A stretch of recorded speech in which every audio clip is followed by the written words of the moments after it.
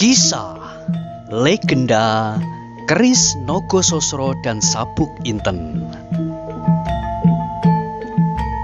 Sahabat Permata TV yang tercinta, pada kesempatan yang sangat baik ini kita masuk pada episode yang ke-6. Selamat menikmati.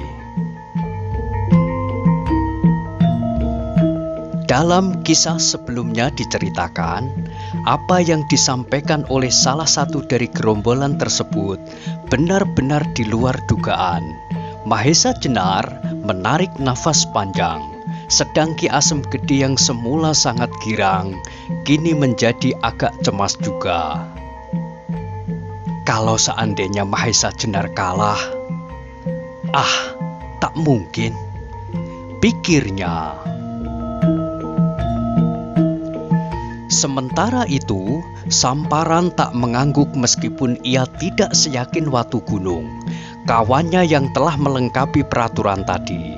Ia menduga bahwa orang itu pun sedikit banyak mempunyai pegangan sehingga berani menyatakan dirinya sebagai pembela. Belum lagi ia berkata apa-apa, kembali Watu Gunung menyambung. Nah, sekarang siapakah di antara kami yang pantas melayani kawan itu? Dari nada pertanyaan ini, Samparan tahu bahwa Watu Gunung bernafsu untuk menjadi jago yang harus bertanding dengan Mahesa Jenar.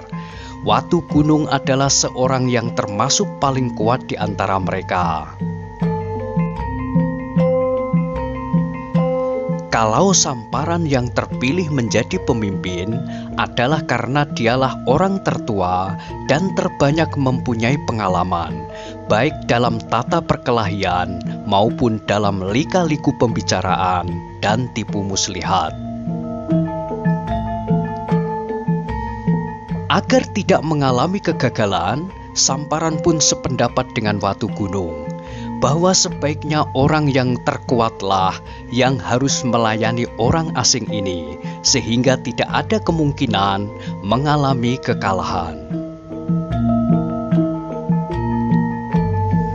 Baiklah kawan-kawan, aku memilih Adi Watu Gunung untuk melayani tamu kita nanti, kata Samparan. Watu Gunung menjadi gembira mendengar keputusan ini. Sebaliknya kawan-kawannya yang lain merasa kecewa karena tidak dapat bermain-main dengan seorang yang sama sekali tak bernama tetapi sudah berbesar kepala untuk mencoba-coba menghalang-halangi kemauan mereka. Tetapi bagaimanapun mereka akan turut merasakan hasil kemenangan Watu Gunung nanti. Memang, sebenarnya Watu Gununglah yang paling berkepentingan pada saat itu. Sebagai seorang pemuda, sebelum meninggalkan kampung halamannya, dahulu ia pernah berangan-angan untuk dapat mengawini anak Ki Asem Gede. Tetapi ia kalah beruntung dengan Wirasaba, sehingga ia terpaksa mengalami patah hati. Sekarang, ia ingin membalas sakit hatinya dengan menculik Nyi Wirasaba itu. Watu Gunung berperawakan tinggi gagah, bertubuh kekar, dan sebenarnya ia agak tampan juga. Kalau ia sejak semula menjadi orang baik-baik, mungkin ia juga akan mendapatkan istri yang cantik. Tetapi sekarang, hampir semua perempuan menjadi pingsan kalau mendengar nama Watu Gunung disebut orang. Sekarang, sambil menunggu siang, sebaiknya tamu-tamu ini kita persilahkan beristirahat di gandok sebelah timur. Adi Wisuda, tolong antarkanlah tamu kita ke sana, kata Samparan kemudian. Maka orang yang dipanggil Wisuda, salah seorang dari 5 orang itu, segera mempersilahkan Ki Asem Gede dan Mahesa Jenar untuk mengikutinya ke gandok sebelah timur. Di sana mereka berdua ditinggalkan untuk beristirahat. Ki Asem Gede terpaksa menggeleng-gelengkan kepala ketika dilihatnya Mahesa Jenar segera merebahkan dirinya di atas sebuah amben. Ki Asem Gede, semalaman aku tidak tidur, dan pagi-pagi benar aku sudah harus berpacu kuda dengan Ki Asem Gede.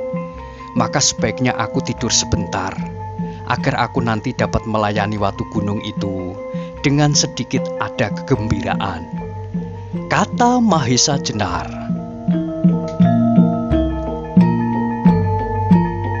Sesudah berdiam diri sebentar, terdengarlah segera nafas Mahesa Jenar mengalir secara teratur. Ia sudah tertidur. Ki Asem Gede heran bukan main. Sebentar lagi ia harus mengadu tenaga antara hidup dan mati melawan seorang yang termasuk mempunyai kehebatan dalam tata pertarungan. Tetapi sekarang, dengan enaknya ia tidur mendengkur. Ketika hal itu direnungkan dalam-dalam, ternyata Mahesa Jenar sama sekali tak memandang remeh calon lawannya. Dengan beristirahat, meskipun hanya sebentar, ia akan dapat memulihkan tenaganya, sehingga dengan demikian ia akan dapat bertanding dengan baik. Mendapat pikiran yang demikian, ia pun merasa bahwa dirinya juga perlu mengasuh. Siapa tahu tenaganya nanti diperlukan. Ternyata hatinya tidak setenang Mahesa Jenar. Ia tetap khawatir akan nasib anak satu-satunya itu. Dan ia juga khawatir kalau Samparan dan kawan-kawannya berbuat curang. Karena itu, ia hanya berbaring. Matanya sama sekali tak dapat dipejamkan. Pada saat itu, sinar matahari pagi telah mulai masuk menyusup lubang-lubang dinding meskipun masih condong sekali. Sekali dua kali telah terdengar suara gerobak lewat di jalan di depan rumah itu. Dan di halaman telah sibuk beberapa orang mengatur arena untuk bertanding siang nanti. Beberapa orang yang lewat ketika melihat beberapa tonggak ditancapkan dan tali-tali direntangkan, mereka tahu bahwa akan ada pertandingan lagi di halaman rumah Samparan yang juga dikenal sebagai rumah setan. Sebenarnya, tak seorang pun yang ingin dekat dengan rumah serta penghuninya itu, sebab mereka takut kalau entah harta kekayaannya, entah ternaknya, dan yang ditakuti adalah kalau istri atau anak gadisnya dikehendaki oleh iblis-iblis itu. Tetapi di samping itu, mereka juga ingin melihat tiap-tiap pertarungan yang memang sering diadakan di halaman itu, dengan mengharap-harap sekali waktu ada orang yang dapat mengalahkan, syukur mengubur kelima iblis penghuni rumah itu. Tetapi sampai sekarang, kalau ada orang yang menuntut istri atau anaknya dan terpaksa melewati pertandingan di arena itu, tentu dibinasakan dengan kejamnya. Sedang istri atau anak mereka malahan menjadi barang taruhan yang makin tak berharga. Dengan adanya hal ini, Demang Pucangan sendiri tak dapat mengatasinya, dan tak seorang pun berani melaporkan kepada atasan yang berwenang. Sebab dengan perbuatannya itu, nyawanya jadi terancam. Kembali kali ini akan ada sebuah pertandingan. Orang sudah menduga bahwa hal ini tentu berhubungan dengan hilangnya Nyi Wirasaba. Tetapi siapakah yang akan memasuki arena? Ayahnya Ki Asem Gede kah? Atau salah seorang muridnya? Atau siapa? Sementara itu, Mahesa Jenar masih enak-enak tidur.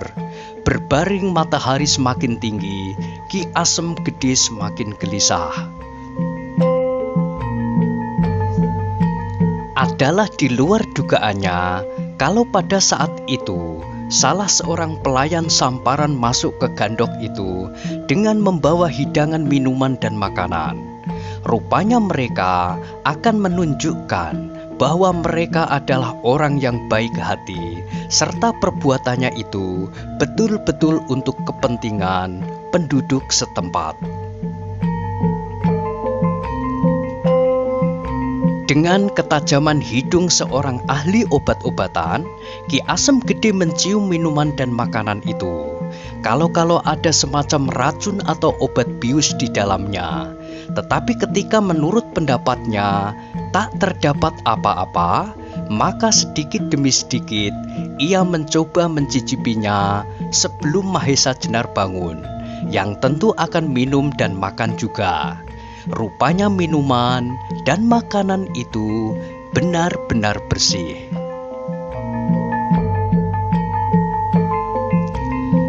Rupanya Watu Gunung begitu yakin akan memenangkan pertandingan ini, seperti yang sudah-sudah, pikir Ki Asem Gede.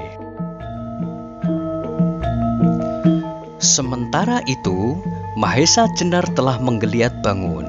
Dengan tangannya ia menggosok-gosok matanya yang nampak merah kurang tidur.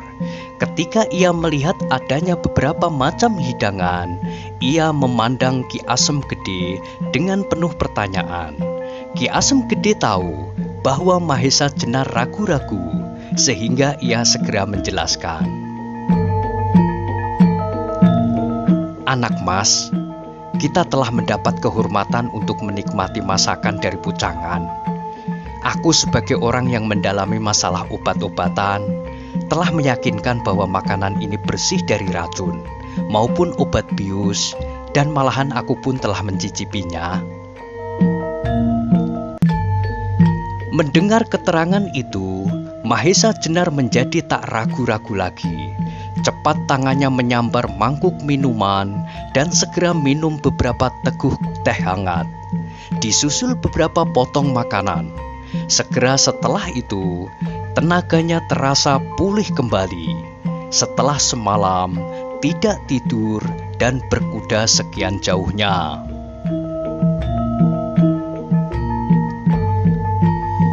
Berita akan adanya pertarungan di halaman rumah Samparan itu segera meluas. Beberapa orang yang pergi ke pasar bergegas untuk segera pulang supaya dapat menyaksikan pertandingan itu. Sedang beberapa orang yang merasa mempunyai sedikit kekuatan mencibirkan bibir bahwa orang yang berani mencoba melawan rombongan Samparan adalah orang yang telah jemu hidup. Padahal orang-orang itu sendiri pun tidak mampu melawannya. Sedang orang yang diributkan pada saat itu sama sekali tak menghiraukan kesibukan orang-orang di halaman. Pada saat-saat semacam itu, ia merasa perlu menenangkan pikiran dan memusatkan tenaga. Seperti biasa, Mahesa Jenar sama sekali tak pernah meremehkan lawannya, sebab sikap yang demikian akan menghilangkan kehati-hatiannya.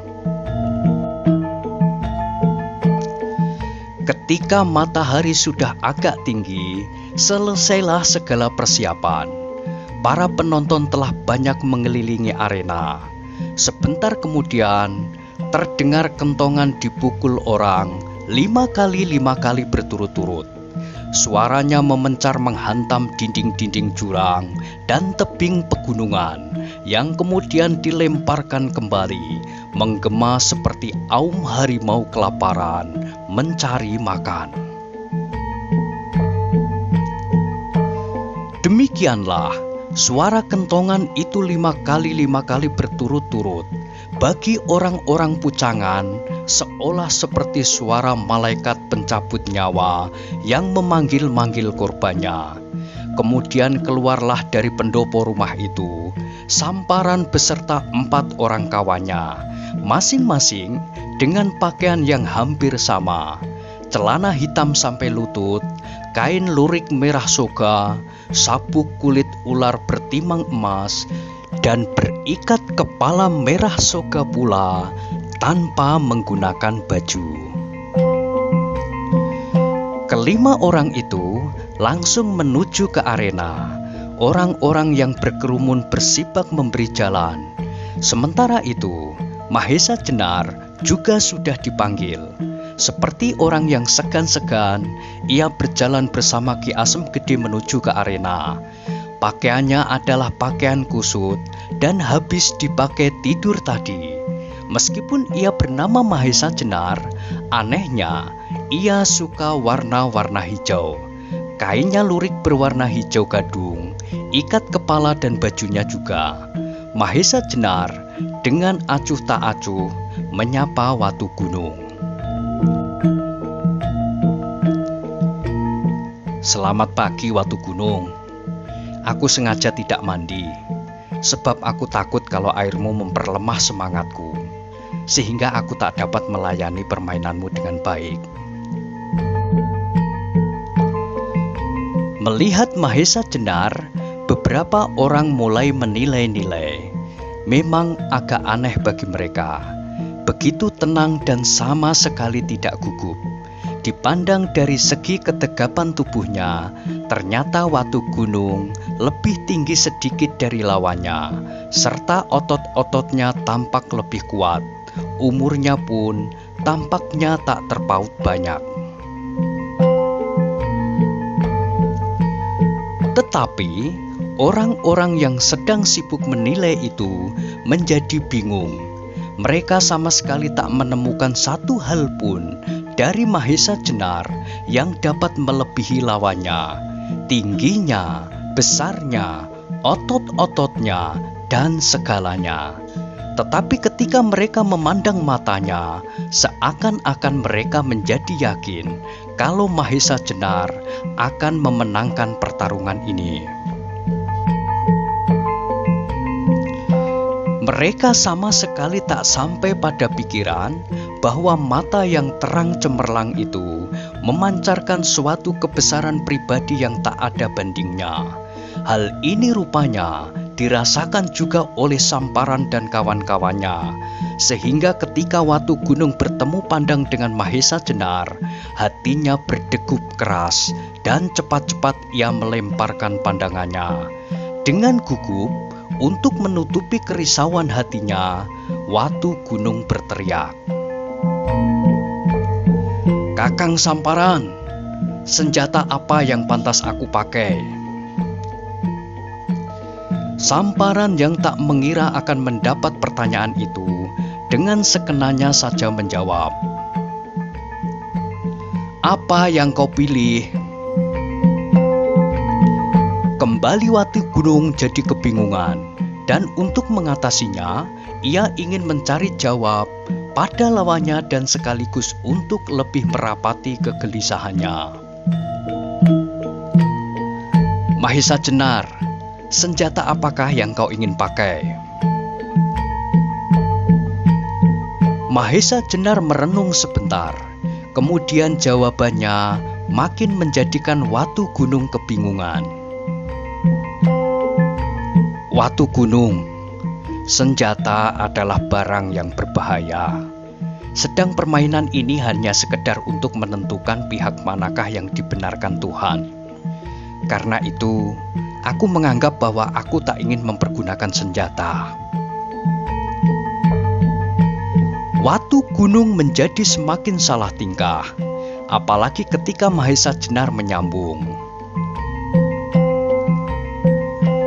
"Tetapi meskipun demikian, kalau kau ingin mempergunakan senjata, kalau itu sudah menjadi kebiasaanmu, aku sama sekali tak keberatan. Sedangkan bagiku, senjata itu hanya akan merepotkan saja." Muka Watu Gunung menjadi merah seperti darah. Malu dan marah bercampur aduk. Belum pernah ia direndahkan sedemikian, dan sekarang orang yang tak bernama itu berani berbuat demikian. Maka dengan suara lantang penuh kesombongan dan kemarahan, ia menjawab, "Aku bukanlah bangsa pengecut yang hanya berani bermain dengan senjata. Kalau aku bertanya tentang senjata, itu maksudku sudah tegas, berkelahi sampai salah satu di antara kita mati. Tetapi kalau kau takut melihat tajamnya senjata, baiklah, aku juga tidak akan bersenjata. Sebab dengan tanganku ini, aku akan dapat mematahkan lehermu." Orang yang mendengar ucapan ini, bulunya berdiri. Watu Gunung sudah terkenal kehebatannya dan kekejamannya, apalagi ia sekarang dikendalikan oleh kemarahan yang besar. Tetapi hal itu bagi Mahesa Jenar adalah suatu keuntungan, sebab dengan kemarahan itu, Watu Gunung akan kehilangan sebagian dari pengamatan dirinya. Sementara itu, Watu Gunung sudah berteriak, "Mahesa Jenar, marilah kita mulai." Mahesa Jenar segera mempersiapkan diri. Ia tidak mau dikenai oleh serangan yang pertama kali dan digerakkan oleh hawa kemarahan yang tentu akan menambah kekuatan lawannya. Dan apa yang diduga oleh Mahesa Jenar adalah benar. Belum lagi mulutnya terkatup rapat, Watu Gunung sudah meloncat maju dan langsung menyerang ulu hati Mahesa Jenar. Serangan itu begitu garang, nampaknya seperti harimau menerkam mangsanya. Orang-orang yang menyaksikan pertarungan itu, darahnya sudah tersirat sampai ke kepala. Tetapi Mahesa Jenar yang sudah bersiaga cepat menarik kaki kirinya ke belakang dan memutar sedikit tubuhnya, sehingga pukulan itu tak mengenai sasarannya. Gagal dari serangan pertama ini, Watu Gunung menyerang pula dengan kakinya ke arah perut Mahesa Jenar. Tetapi juga seperti serangannya yang pertama, serangan ini pun dengan mudahnya dapat dihindarkan. Melihat kedua serangannya itu menyentuh pakaian lawan pun tidak, Watu Gunung menjadi semakin marah. Kembali ia membuka serangan dengan tangannya ke arah dada dan sekaligus mempersiapkan tangan yang lain untuk menutup jalan menghindar. Rupa-rupanya serangan ini hampir berhasil mengenai lawannya. Tetapi pada saat terakhir, ketika tangannya sudah berjarak setebal jari dari dada, Mahesa Jenar segera menarik tubuhnya ke belakang. Dengan satu loncatan yang cepat, ia menghindar ke arah sebelah dari tangan yang lain. Watu Gunung menjadi semakin uring-uringan, dan meluncurlah kemudian serangan-serangan yang cukup dahsyat. Tetapi beberapa orang telah menjadi cemas, sebab dalam pandangan mereka, Mahesa Jenar selalu terdesak. Pada saat terakhir, Mahesa Jenar merasa betul-betul terdesak. Memang lawannya pada saat itu tidaklah dapat dianggap ringan, meskipun belum sekuat Mantingan. Tetapi Watu Gunung mempunyai keistimewaan juga. Ia begitu percaya kepada kekuatan jarinya, sehingga berkali-kali ia menyerang dengan menyodok perut, kening, dan mata. Maka timbullah keinginan Mahesa Jenar untuk menguji kekuatan daya tahan lawannya. Ketika pada suatu saat pertahanan dada Watu Gunung terbuka, cepat-cepat Mahesa Jenar mempergunakan kesempatan ini. Seperti seekor burung menyambar belalang, ia pergunakan sisi telapak tangannya untuk menghantam dada lawannya. Serangan itu begitu mendadak dan cepat, sehingga lawannya tak sempat menghindarinya. Merasa kena hantaman di dadanya, cepat-cepat Watu Gunung mundur selangkah. Mulutnya meringis sebentar, menahan sakit.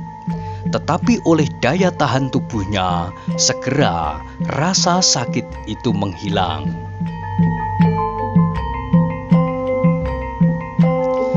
Mengalami hal ini, Watu Gunung malahan sekali lagi meloncat mundur, dan aneh sekali, ia tidak bersiap-siap untuk menyerang atau bertahan.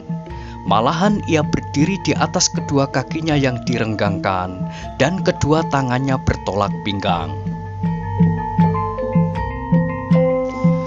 Melihat sikap yang demikian, Mahesa Jenar pun menjadi tertegun heran. Tetapi menghadapi sikap ini, ia tidak berani gegabah. Sebab siapa tahu bahwa sikap ini adalah suatu sikap untuk mengelabuhinya dan memancingnya dalam suatu keadaan yang tak menguntungkan. Ia menjadi semakin heran ketika tiba-tiba Watu Gunung tertawa keras dengan suaranya yang nyaring. Begitu kerasnya ia tertawa sampai menimbulkan getaran-getaran di dada orang yang mendengarnya.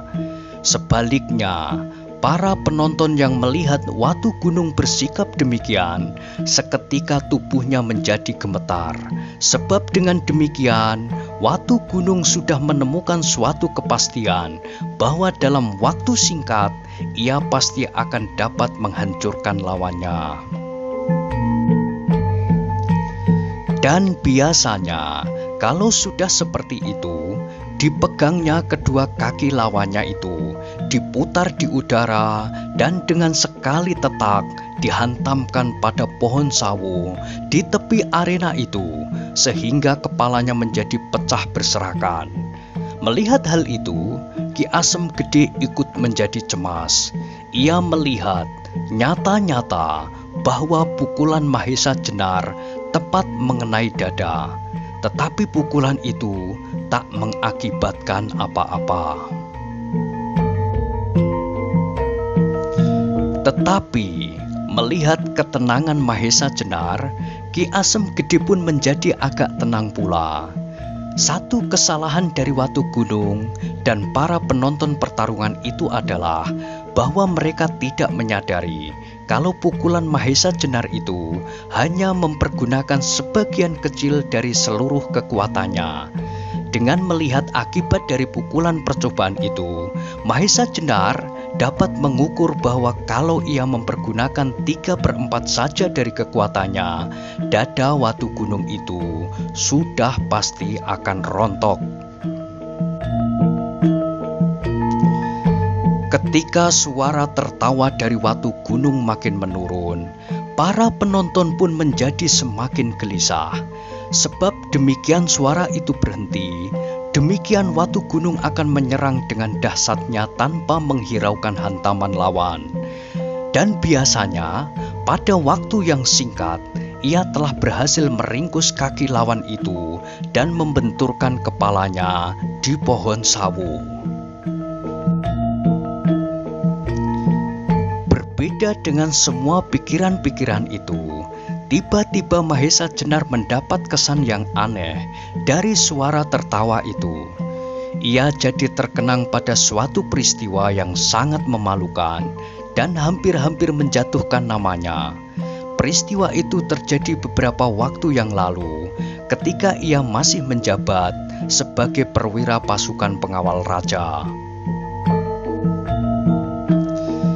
Pada saat Demak sedang membentuk dirinya dan memperkokoh kedudukannya, di mana dibutuhkan kekuatan yang sebesar-besarnya, maka di daerah pantai selatan berdirilah suatu himpunan dari beberapa tokoh-tokoh sakti dari golongan hitam yang ingin mempergunakan kesempatan untuk kepentingan diri sendiri serta golongannya. Gerombolan ini diketuai oleh seorang yang sakti dan berkekuatan luar biasa yang menamakan dirinya Lowo Ijo. Sehingga gerombolan itu pun kemudian lazim disebut gerombolan Lowo Ijo. Pada masa jayanya, Lowo Ijo mempunyai daerah pengaruh yang luas di daerah selatan sepanjang pantai sampai ke daerah Bagelan dan Banyumas. Menurut kabar, gerombolan ini bersarang di hutan Mentawuk. Demikian, merasa dirinya begitu kuat, sampai Lowo Ijo sendiri beserta beberapa orang kepercayaannya berani melakukan pengacauan di ibu kota kerajaan Demak. Meskipun pasukan keamanan sudah dikerahkan, namun Lowo Ijo tak pernah bisa dijumpai, kecuali hanya bekas-bekas perbuatannya yang kadang-kadang tak mengenal peri kemanusiaan, dan tanda-tanda pengenal yang sengaja ditinggalkan, yaitu secarik kain yang bergambar seekor kelelawar berwarna hijau dan berkepala serigala diikatkan pada sebilah pisau yang agak panjang. Bahkan kekurang ajarannya memuncak lagi dengan usahanya memasuki kamar perbendaharaan istana, di mana disimpan harta kekayaan istana beserta benda-benda untuk upacara yang terbuat dari emas, berlian, dan permata-permata lainnya. Adalah suatu aib yang tercoret di muka para pengawal istana kalau pada saat itu tak seorang pun yang mengetahui bahwa 5 orang gerombolan Lowo Ijo yang dipimpin oleh Lowo Ijo sendiri sampai dapat memasuki halaman istana bagian dalam.